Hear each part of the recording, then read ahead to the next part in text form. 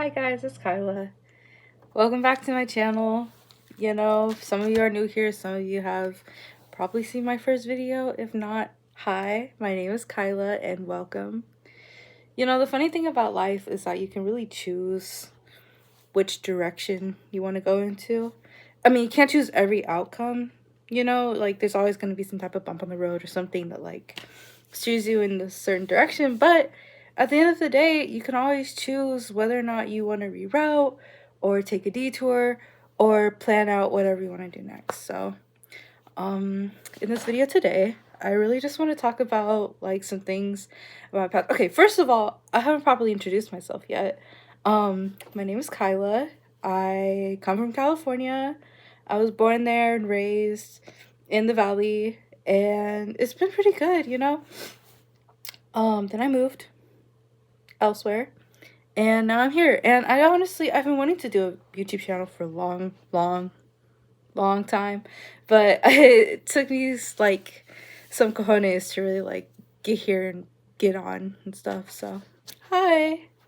You know, first thing I want to talk about is social anxiety, because honestly, that's been something that's really been plaguing me, okay? Ever since I was a wee little tot, I have been kind of scared, kind of like an outcast, really. Okay, let me be honest. I grew up really awkward.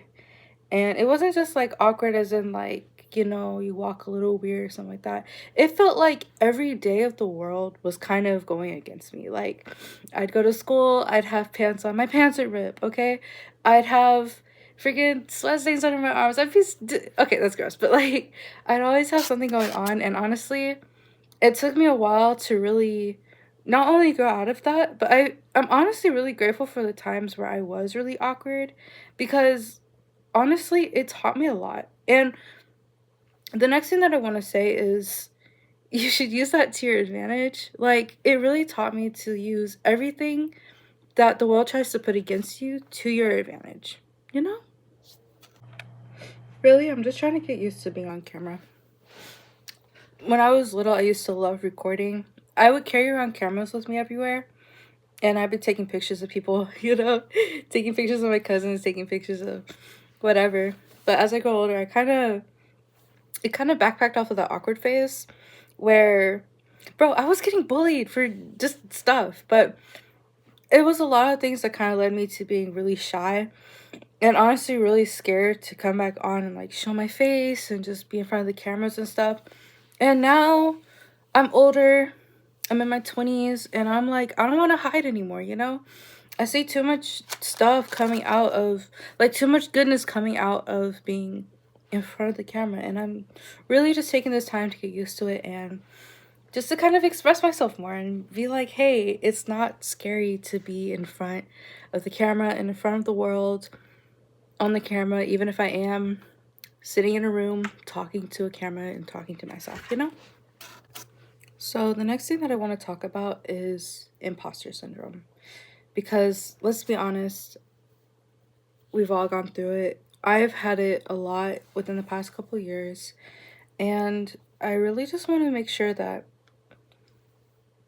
I can express the point that you're gonna be okay, and that it's pretty much your anxiety lying to you. Like, okay, for instance, I grew up in acting classes as a kid. I grew up in acting classes. I grew up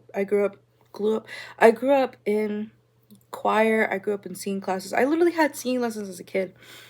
And my entire life, it's just been surrounded by music. It's been surrounded by dancing. It's been surrounded by theater kids, like just everyone doing all these amazing things with their voices and their bodies and their talent. And as I grew older, I was like, hey, I really want to get into music. I really want to get into art, dance, theater, some type of style, you know? But every time I'd be thinking about how to get into it or ways that I could expand on that, I would always get really scared that I wasn't worthy of it, you know? And it would always be like, you're not good enough. Like this little voice echoing in the back of my mind, like, you're not good enough. And for some reason, I listened to it. Like, Do you understand how weird that is? Like, you're literally listening to the voices in your mind that are telling you that you're not something that you know that you are, you know? So, really, it just took me, like, it took me a lot just to get on here. Like, I have had phones with cameras, you know? We've had TikTok for, like, 5+ years now. We've had Instagram for longer than that. All of these apps for super long, and at some point you just have to get over your fear and just do it, you know? And I like to see it as like a shark swimming in an ocean, you know?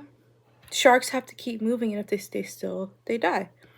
But it's like you have to make some type of move because staying still will kill you. And I know that's like a really exaggerated term or like exaggerated expression, but in some ways it's true, because like in the world of social media and constant stimulation and something happening every day and society moving over and over and over again to the next thing, you have to keep pushing it out, or else you're going to fall back and be drowned in whatever else is around you. And that was terrifying for me. Literally, it was terrifying. I was like, oh my gosh, how in the world am I going to be able to dish out all this stuff? How in the world am I going to be able to just constantly breed out content? How am I going to come up with all this stuff every single day? And the thing is that you have to realize that, like, when it comes naturally, or if you, like, basically ease into it, all of the stuff will fall into place, you know? Like, I've seen people who are literally just sitting there eating chips on live, and they're getting followers and a bunch of people, or like people who will literally just do something really stupid and gain attraction because people are bored out of their minds and they want to watch something, you know? So what I'm saying is that, like, you can't let your little mind voices and stuff tell you, like, you're not good enough, you're not gonna make it, you're not gonna do stuff, because at the end of the day, none of that matters. At the end of the day, it's what you choose to do. Yes, I'm motivating myself right now, but I hope it's helping you as well, because honestly, life is hard, okay? Life is hard. There's a lot of stuff. Like, I literally had depression for a long time in my life, okay? I had times where I couldn't get out of my bed. I couldn't take a shower, which is gross. I couldn't do much of anything. Like, there are even times where I literally forget to eat, and I'd make it to the next day and be like, oh, dang, too bad, life fucking sucks anyway. Like, no, that's not the good thing to think about, you know? And which really wants me to lead into my next thing, which is, I have it written down right here, but I also wanted to talk about something else, and I'm thinking about it. But, oh my gosh. What I wanted to lead me into was facing fears and getting over procrastination. One of the main things that could really hold a person back in life is fear. Like, literally. And I remember, because I was watching a movie, and it wasn't just from a movie. I've seen it plenty of times before, you know? You can go online and search up any motivational quote, and you'll see the basics, like, oh yeah, you know, one foot in front of the other, a journey of 1,000 miles starts with one step. You got to keep going. You got to keep pushing, you know? But one of the things that I always saw was whatever you want is behind fear. And I always saw fear as like this huge obstacle, like this block wall that you had to be a pro Olympic athlete to get over. But it's like, no, at the end of the day, when you step back and you look at it from a realistic standpoint, most of your fears aren't even a stepping stone. Okay, well, they might be, but they're easy to step over. It's a lot, you know? And I say life is hard. Sometimes people are dealt better hands than others, but the truth is, it's all about the cards and how you play it, you know? And you don't have to be a professional at poker to learn how to play it well. You just gotta know what goes where and what goes to what, how you do something, where you do something. And really, it just takes a little bit of motivation and a little bit of confidence to keep you going and to keep you moving forward. I hope I'm helping. I'm not done yet. I still got more rambling to go. My cup ain't empty yet, okay? But there's a whole lot that I still want to talk about. Getting over procrastination. Okay, listen. This was a big one for me. This is a really big one because I consider myself the professional procrastinator, which honestly, on one hand, it's not that good of a title to give yourself, because then that's giving yourself, like, enabling yourself and giving yourself an excuse, like, oh, I'm a professional procrastinator, I can wait till later, I can hold it off. Next thing you know, it's 5-10 years and you still haven't done it. Or the deadline already came and it's way back there, you know? So my advice to myself, and hopefully to you, is break it down and just take one step at a time. Literally, I know that's like the most cliche thing ever, but it's like, you can't get to the end of the project immediately. And unfortunately, and I say unfortunately because, yeah, I know sometimes it sucks when you have to do things, but it literally just takes a little bit at a time. So my favorite analogy for this is the water on the stone theory.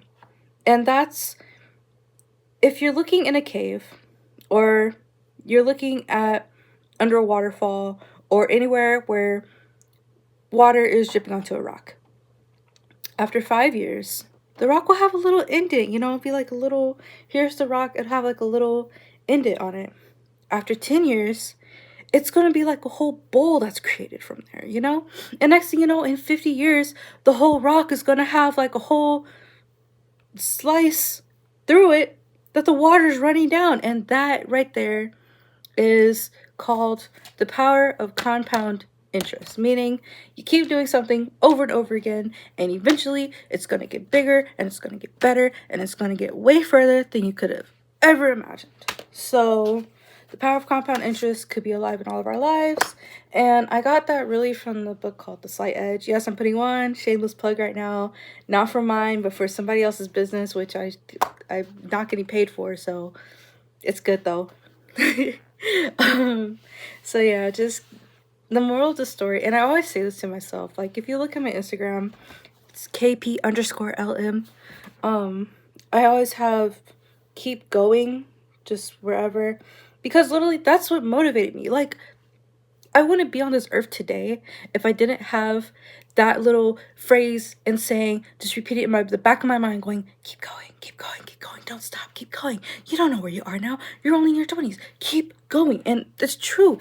Keep going. Don't give up. Don't stop. Don't stop just because you're tired. Don't stop just because, oh, you had a hard day, or, oh, you only got here, you could only see so far. Dude, the world is huge. The universe is huge. Your future is huge. And the only one who's steering that and who could determine where or not you're going to get there is you, because you gotta keep going. Keep going. That's a sentence. That's it. Keep going. Anyways, thank you for coming to my channel. Thank you for watching this video.